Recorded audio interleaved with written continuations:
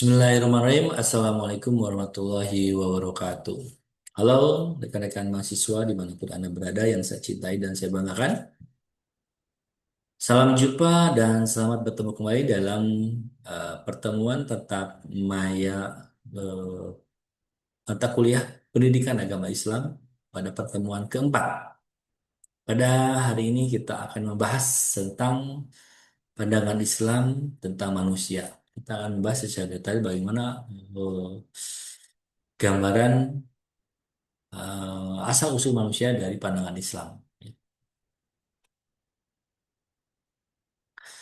Beberapa ahli mengungkapkan bagaimana perspektif manusia itu, ya.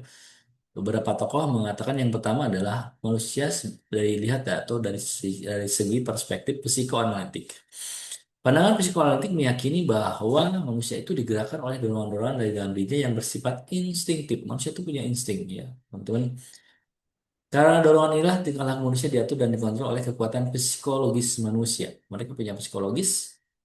Terkait hal ini, diri manusia tidak mampu mengendalikan dan menentukan atas nasibnya seseorang, tapi tingkah laku seseorang itu semata-mata diarahkan untuk memuaskan kebutuhan dan insting biologisnya. Jadi, dalam hal ini manusia itu mungkin dia tidak mampu mengendalikan secara penuh apa yang harus dilakukannya, tapi dia digerakkan karena insting biologisnya, ya. Insting kebutuhan biologisnya. Apa saja kebutuhan biologis itu? Misalnya kebutuhan akan makan, kebutuhan akan minum, kebutuhan akan eh, istirahat, ya kan? Kebutuhan akan seks tentunya bagi orang dewasa dan lain sebagainya. Itu adalah perspektif manusia dari sisi psikoanalitik. Yang kedua dari sisi perspektif humanistis. Teori humanis menyatakan bahwa manusia memiliki dorongan-dorongan dari dalam dirinya untuk mengarahkan dirinya mencapai tujuan yang positif. Teori ini menganggap manusia itu rasional dan dapat menentukan nasibnya sendiri. Peran ini membuat manusia menjadikan manusia terus berubah, berkembang, dan memiliki kepribadian yang semakin baik dari hari ke hari, ya. Dan manusia dapat pula menjadi anggota kelompok masyarakat yang tingkah lakunya baik. Mereka juga mengatakan selain hanya dorongan tersebut, manusia dalam hidupnya juga digerakkan oleh rasa tanggung jawab sosial dan keinginan mendapatkan sesuatu. Dalam hal ini, manusia dianggap sebagai makhluk individu, juga makhluk sosial. Teman-teman, Anda hari ini sebagai manusia, kita sebagai manusia melewati fase-fase dalam kehidupan ini dari kecil, remaja, dewasa, tua, gitu, ya. Dan dari perubahan fase-fase tersebut semakin berkembang, gitu, ya. Dari setiap fase kita berubah, maka semakin berkembang pula perubahan yang ada dalam kita dari sisi humanistisnya. Waktu kecil kita tidak bisa apa-apa, kita tidak mengerti apa-apa, kemudian TK kita belajar, kemudian masuk sekolah SD, SMP, kita masuk usia remaja, kita berkembang, masuk SMA, kemudian kuliah, kita semakin dewasa, dan kita hanya mampu mandiri setelah misalnya di masa fase dewasa tersebut, ya kan? Jadi secara humanistis manusia itu terus berkembang sehingga dia akan berupaya melakukan suatu perubahan dalam hidupnya untuk menciptakan sesuatu yang membuat dia lebih nyaman dalam hidupnya. Misal, dulu mungkin manusia hanya berpikir, hanya berhayal bahwa bagaimana menciptakan sesuatu mesin yang bisa memindahkan manusia secara cepat dari satu tempat ke tempat lainnya dengan cara terbang misalnya, ya. Maka pikiran itu membawa manusia menciptakan pesawat terbang. Hari ini pesawat terbang ya sudah ada, ya kan. Maka dari itulah kelebihan dari manusia, ya. Dia dari pandangan humanistis. Kemudian pandangan Martin Buber mengatakan manusia menurutnya adalah sebuah keberadaan yang memiliki potensi namun dibatasi oleh keberlangsungan dan kesemestaan alam. Namun keterbatasan ini tidak dapat diprediksi karena keterbatasan ini bersifat faktual. Pandangan ini seluruh manusia bisa berpotensi menjadi baik maupun jahat. Tergantung mana kecenderungan yang lebih mendominasi dalam kehidupan manusia. Ya dalam hal ini, teman-teman, dalam pandangan Islam, bahwa manusia ini, seluruh manusia yang dilahirkan ke muka bumi ini dalam kondisi normal, dia mempunyai sebuah nurani dalam dirinya, ya.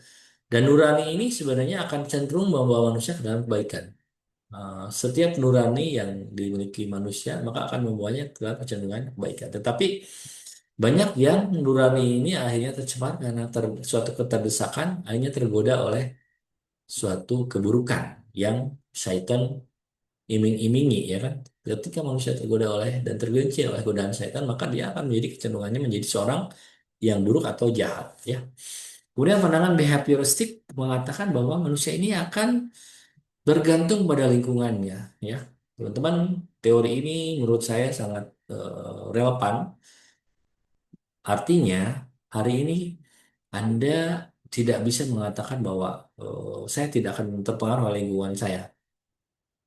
Setidaknya kalau Anda berada di lingkungan itu, ya baik buruknya pasti Anda akan terkena imbasnya, ya kan? Maksudnya begini, bahwa lingkungan itu sangat berpengaruh terhadap perilaku dan sifat kita karena kita secara tidak langsung maupun langsung harus menyesuaikan diri dengan lingkungan kita, ya kan? Artinya teman-teman, kalau Anda ingin menjadi orang baik, jangan bergaul dengan orang-orang yang buruk. Kalau Anda ingin menjadi orang kaya, ya jangan terlalu sering bergaul dengan orang miskin, ya.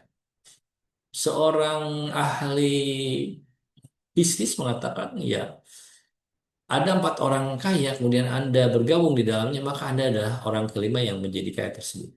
Ya, artinya berarti ingin menjadi kaya bergaulah dengan orang-orang kaya. Pelajari bisnis mereka, ikuti bisnis mereka. Maka Anda akan menjadi orang kaya. Itulah tentang behavioristik. Beberapa penjelasan dari pendapat tersebut dapat diambil kesimpulan tentang manusia, yaitu yang pertama, pada dasarnya manusia memiliki energi yang dapat menggerakkan hidupnya. Dalam diri manusia ada fungsi yang bersifat rasional yang bertanggung jawab atas tingkah laku intelektual dan sosial individunya. Sifat manusia itu berproses dan terus berkembang. Itu tadi di pandangan humanistis. Manusia mampu mengarahkan dirinya ke tujuan yang positif, mampu mengatur dan mengendalikan dirinya, dan mampu menentukan nasibnya sendiri. Ya, ini adalah benar, betul, ya, benar. Dalam dinamika kehidupan, individu selalu melibatkan dirinya dalam usaha untuk mewujudkan dirinya sendiri, membantu orang lain, membuat dunia menjadi lebih baik. Manusia merupakan suatu keberadaan yang berpotensi mewujudkan sesuatu, sekalipun potensi itu bersifat terbatas. Manusia adalah makhluk Tuhan yang kemungkinan menjadi baik atau buruk berdasarkan ketentuan Tuhan. Lingkungan adalah penentu tingkah laku manusia, dan tingkah laku ini merupakan kemampuan yang dipelajari oleh masing-masing manusia. Itu adalah kesimpulannya. Kita akan masuk ke dalam materi asal-usul proses penciptaan manusia menurut Al-Quran. Sebelum ini kita sudah mendengar bahwa ada suatu teori seorang ahli dari Amerika, ya, Amerika atau Inggris ini, ya, saya apalagi Charles Darwin dalam teori evolusinya mengatakan bahwa manusia itu adalah perwujudan dari evolusi seekor kera. Jadi nenek moyang manusia itu dulunya kera. Teori ini berkembang dan banyak juga pengikutnya, teman-teman, sampai pada akhirnya ada yang tidak setuju. Seorang ahli anatomi yang berasal dari Inggris dan Amerika, dia melakukan suatu riset dan ingin membuktikan bahwa yang ditemukan oleh Charles Darwin itu sama sekali keliru, dan ya dia hanya khayalan belaka gitu, ya. Mereka tidak setuju dengan bahwa manusia itu nenek moyangnya adalah kera. Dan secara anatomi dibuktikan memang anatomi manusia dengan kera berbeda, ya. Kepalanya aja berbeda, tentu bisa kita lihat gitu, ya.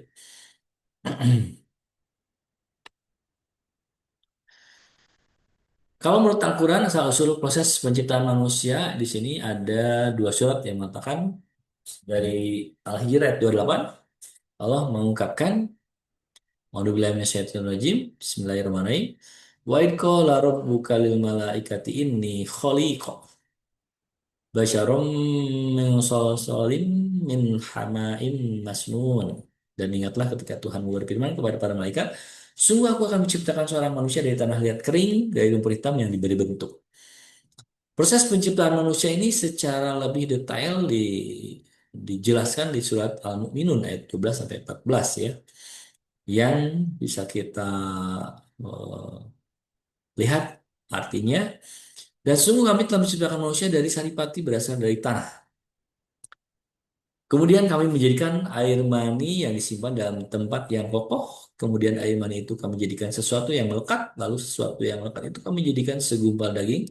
Dan segumpal daging itu kami jadikan tulang belulang. Lalu tulang belulang itu kami bungkus dengan daging. Kemudian kami menjadikan makhluk yang berbentuk lain. Maha suci Allah pencipta yang paling baik. Manusia berjanji di hadapan Allah ketika masih di alam ruh. Sebelum peniupan ruh dalam jasad manusia di dalam rahim. Jadi kita semua orang yang dilahirkan ke dunia ini ketika mereka di alam ruhnya sebenarnya sudah dibuat suatu perjanjian bahwa mereka akan tunduk dan patuh kepada Sang Pencipta Allah Subhanahu wa taala, ya kan? Akan tetapi manusia itu berubah ketika dia pada akhirnya ya berada di lingkungan yang salah, ya kan?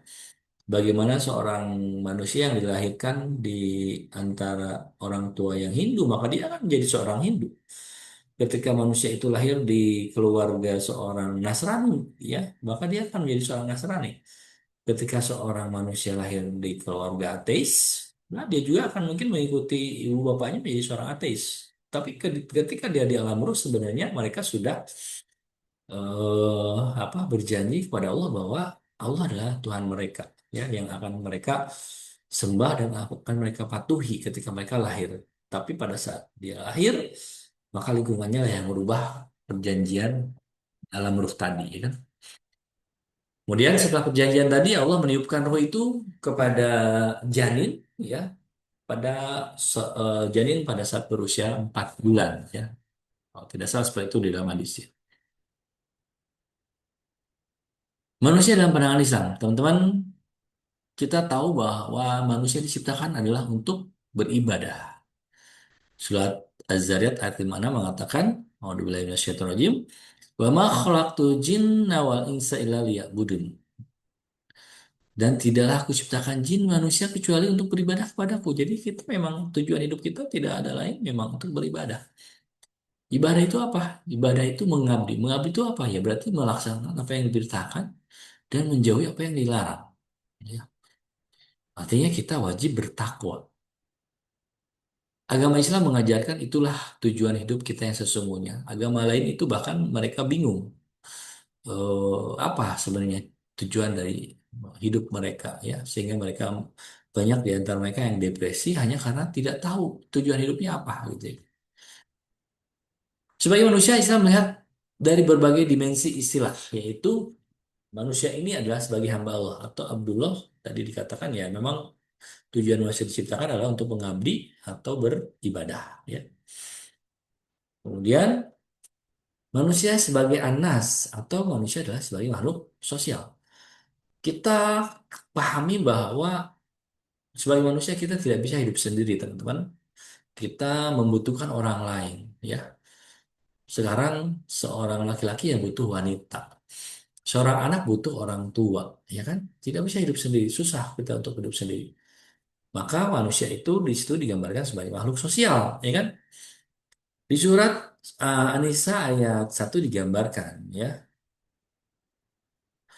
A'udzubillahi Bismillahirrahmanirrahim. Ya ayuhan nasu taqu rabbakumul ladzina khalaqakum min nafsin wahidah wa khalaqa minha zawjaha wa bassa minhuma rijalan katsiran wa nisa. Wattaqullaha alladzi tasaaluna bihi wal arham. Innallaha kana 'alaikum Innallaha kana 'alaikum raqiba. Hai sekalian manusia, bertakwalah kepada Tuhanmu yang telah menciptakan kamu dari seorang diri dan daripadanya Allah menciptakan istrinya. Daripada keduanya Allah memperkembangbiakan laki-laki dan perempuan yang banyak dan bertakwalah kepada Allah dengan mempergunakan namanya kamu saling meminta satu sama lain. Berilah hubungan dengan silaturahim. Sungguhnya Allah selalu menjaga dan mengawasi kamu. Ya, inilah gambaran manusia sebagai anas, makhluk yang tidak mungkin bisa hidup sendiri. Manusia sebagai khalifah. Ini juga menjelaskan betapa mulianya manusia Allah ciptakan dan Allah jadikan manusia ini di muka bumi sebagai khalifah. Bukan malaikat yang Allah jadikan khalifah, bukan pula jin yang Allah jadikan khalifah di muka bumi, tapi adalah manusia. Kenapa demikian? Karena manusia itu punya satu kelebihan yang tidak dimiliki oleh jin dan malaikat, yaitu kita punya akal, kita punya pengetahuan, ya, yang mereka tidak bisa memilikinya, ya. Sehingga hanya manusialah yang Allah memang berikan amanah untuk menjaga dan menjadikan mengelola alam semesta ini dengan sebaik-baiknya. Manusia sebagai Bani Adam, ya, kita juga mengetahui bahwa kita ini adalah anak cucu Adam, bukan anak cucu Kera, ya kan? Bukan Bani Kera, tapi Bani Adam, ya. Nabi Adam adalah manusia pertama yang Allah ciptakan dan dialah menjadi nenek moyang kita. Berarti hari ini orang Afrika ya nenek moyangnya Nabi Adam, ya. Orang Cina nenek moyangnya Nabi Adam. Orang Brazil, orang manapun ya nenek moyangnya adalah Nabi Adam. Harus kita pahami itu. Manusia sebagai insan, manusia juga di sini sebagai makhluk yang pemanfaatan waktu berarti biasanya dalam kehidupan sehari, misalnya potensi yang diberikan Allah kepada dirinya diberikan pengajaran kemampuan berbicara dan kemampuan lainnya, ya. Sebagai insan makhluk hidup, ya, kita diberikan kelebihan-kelebihan untuk bisa berbicara, untuk bisa bekerja dengan tangan dan kaki kita, gitu ya, yang berbeda dengan makhluk lainnya. Kemudian manusia sebagai makhluk biologis atau bashar, ya. Kita tahu bahwa manusia juga butuh makan, butuh minum untuk menjaga kehidupannya, ya kan? Kemudian butuh berkembang biak, perlu menikah, berarti, ya. Tanggung jawab manusia sebagai khalifah Allah. Al-Quran banyak memperkenalkan ayat tentang hakikat dan sifat-sifat manusia sebagai makhluk yang menempati posisi unggul. Jauh sebelum manusia diciptakan, Tuhan telah menyampaikan kepada malaikat bahwa Dia akan menciptakan khalifah di muka bumi, yaitu manusia. Ya, tadi sudah disebutkan bahwa kita tuh punya kelebihan dibanding malaikat maupun jin, sehingga ya kita Allah angkat menjadi pemimpin atau khalifah di muka bumi ini. Oleh karena itu, karena kita menjadi pemimpin, tentu kita punya tanggung jawab bagaimana kita mengelola dunia ini dengan sebaik-baiknya, ya. Misalnya, em, kita juga memimpin ini dalam arti bukan sekedar memimpin sesama manusia, tapi juga memimpin alam semesta, ya, memimpin alam. Bagaimana kita bertanggung jawab kepada kelompok kita, ya, manusia. Di antara manusia itu kan ada pemimpin. Kita akan menjadi seorang pemimpin. Pemimpin bertanggung jawab kepada yang dipimpinnya. Kemudian kita juga bagaimana misalnya tanggung jawab kita sebagai makhluk kepada Sang Pencipta, ya. Tuhan telah melakukan dan memudahkan alam semesta ini untuk diolah oleh manusia. Melakukan yang tidak mungkin dilakukan oleh manusia sendiri. Jadi Allah ini udah berikan fasilitasnya, ya, kepada kita. Tapi kita harus sadar bahwa kita ini ya bukan yang menciptakannya, bukan apa-apa, tapi Allah yang sediakan. Jadi jangan jemawa, jangan sombong. Ya, kita hanya menjalankan saja, ya. Sehingga jangan lupa bahwa tugas manusia adalah beribadah kepada Allah. Dan Allah berikan hari ini tongkat kepemimpinan ibadah dengan pemanfaatan apa yang ada di muka bumi ini dengan sebaik-baik. Jadikan sebagai sarana untuk kita melaksanakan ibadah kepada Allah. Kemudian pengalaman selama manusia di surga ini adalah yang Allah berikan privilege kepada Nabi Adam dan Hawa, ya kan, bahwa manusia juga bisa berpotensi jatuh ke dalam apa ya, ke dalam lembah yang hina, ke dalam dosa yang menyengsarakan. Artinya teman-teman hari ini, ayo kita jangan sampai terperangkap ke dalam bisikan syaitan yang melenakkan kita sehingga kita kehilangan kesadaran bahwa kita diciptakan adalah untuk ibadah kepada Allah Subhanahu wa taala. Jadi jangan terlena oleh bujuk rayu syaitan sehingga kita tergelincir ke dalam dosa yang membuat kita nanti menemani syaitan di neraka. Gitu ya. Nauzubillah, summa naudzubillah. Yang keempat, Tuhan memberikan petunjuk kepada manusia selama berada di bumi. Jadi seburuk apapun diri kita hari ini, ya, sebanyak apapun dosa yang kita miliki hari ini, teman-teman, bahwa Allah itu Maha Pengampun dan Allah sudah berikan petunjuk. Maka gunakan petunjuk tersebut untuk kita bertobat ya. Segera bertobat. Ketika sadar kita melakukan suatu kesalahan, ayo kita bertobat. Ini adalah teman-teman apa ya? Nanti tugas nanti akan dibahas kemudian ya. Itu mungkin pertemuan hari ini tentang hakikat manusia. Terima kasih atas perhatiannya. Sampai ketemu di kesempatan berikutnya. Saya tutup dengan subhanaka Allahumma wa bihamdik. Asyhadu an la ilaha illa anta astaghfiruka wa atubu ilaik. Wabillahi taufiq wal hidayah. Wassalamualaikum warahmatullahi wabarakatuh.